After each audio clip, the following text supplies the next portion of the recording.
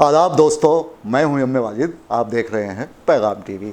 आज की बात में आज हम बात करेंगे वज़ीर आज़म नरेंद्र मोदी और कांग्रेस पार्टी के कायद और रुकन पार्लियामेंट राहुल गांधी की। आज सारा देश ये एक दूसरे से सवाल करने लगा है कि हिंदुस्तान का अगला पीएम कौन होगा, मोदी जी या फिर राहुल गांधी।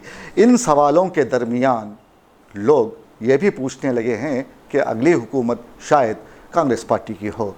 ऐसे हालात में कांग्रेस पार्टी कायद राहुल गांधी ने एक अजीम-ओ-शान जलसे आम से खिताब करते हुए मोदी हुकूमत पर सवालात की बौछार कर दी। उन्होंने ओबीसी मामले को उठाते हुए हुकूमत की नीयत पर सवाल उठाया और बीजेपी गवर्नमेंट को खरी खरी सुनाई। अब ये सब मामला है क्या, ये जानने के लिए देखिए हमारे नुमाइंदे मोहम्मद फारूक की ये रिपोर्ट। अब एक नया मुद्दा उठा है। नरेंद्र मोदी जी जहां भी जाते हैं ओबीसी वर्ग की बात करते हैं। करते नहीं करते हैं? करते हैं ना। कांग्रेस पार्टी ने कास्ट सेंसस किया था, याद है आपको? याद है? उसमें हिंदुस्तान में हर जाति के कितने लोग हैं वो डेटा हिंदुस्तान की सरकार के पास पड़ा हुआ है। नरेंद्र मोदी जी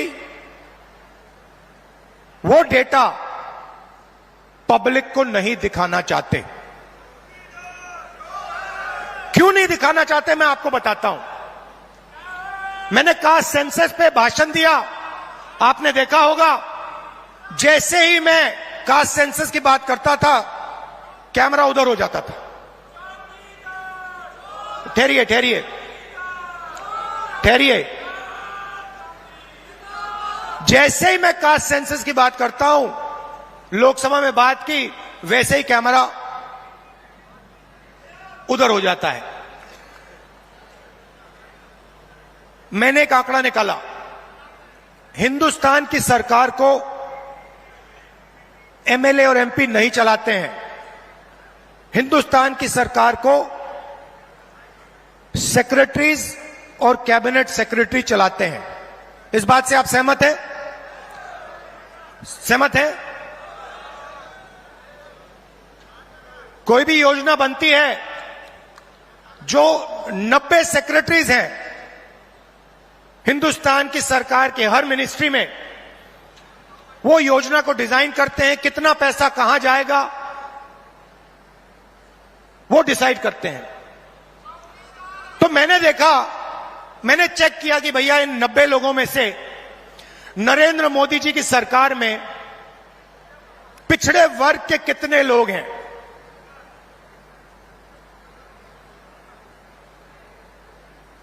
आप हिल जाओगे।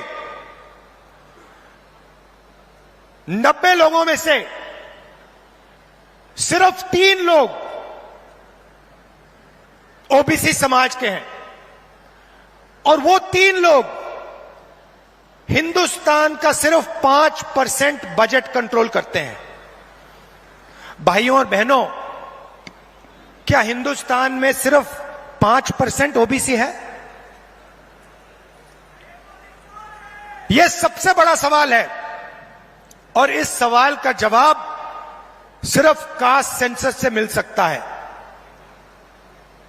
किसी को चोट लगती है, अस्पताल में जाता है, सबसे पहले एक्सरे होता है। पैर में चोट लगती है, डॉक्टर एक्सरे करवाता है, कहता है भैया देखते हैं क्या हुआ है, कैसी चोट लगी है, पैर टूटा है या नहीं टूटा है। भाइयों और बहनों, कास्ट सेंसस हिंदुस्तान का एक्सरे है। इससे पूरे देश को पता लग जाएगा कि ओबीसी कितने हैं, दलित कितने हैं, आदिवासी कितने हैं, महिलाएं कितनी हैं, जनरल कास्ट के लोग कितने हैं। और एक बार ये डेटा हिंदुस्तान की जनता के हाथ में होगा तो फिर देश सब लोगों को लेकर, सब लोगों को भागीदारी देकर आगे चल पाएगा। अब मैंने ये सवाल लोकसभा में पूछा, नरेंद्र मोदी जी से पूछा कि आप कास्ट सेंसस से डरते क्यों हो?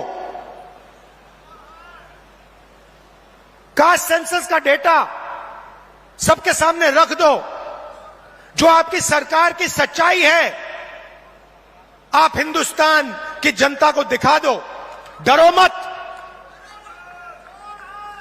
मगर नहीं, उनके मंत्री कहते हैं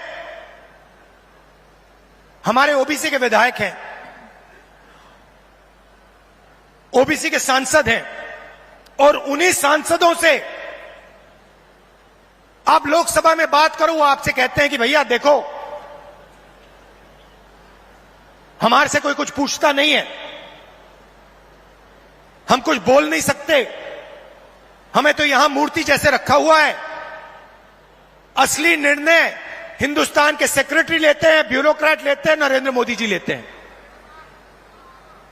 तो अगर ओबीसी को भागीदारी देनी है, दलितों को, आदिवासियों को, महिलाओं को भागीदारी देनी है, तो कास्ट सेंसस करवाना ही पड़ेगा। और अगर नरेंद्र मोदी जी कास्ट सेंसस नहीं करवाएंगे तो जैसे हमने कहा था यहां पे, जैसे ही हमारी सरकार आएगी पहला कदम कास्ट सेंसस होगा, और ओबीसी को जो भागीदारी मिलनी चाहिए वो कांग्रेस पार्टी करके दिखाएगी।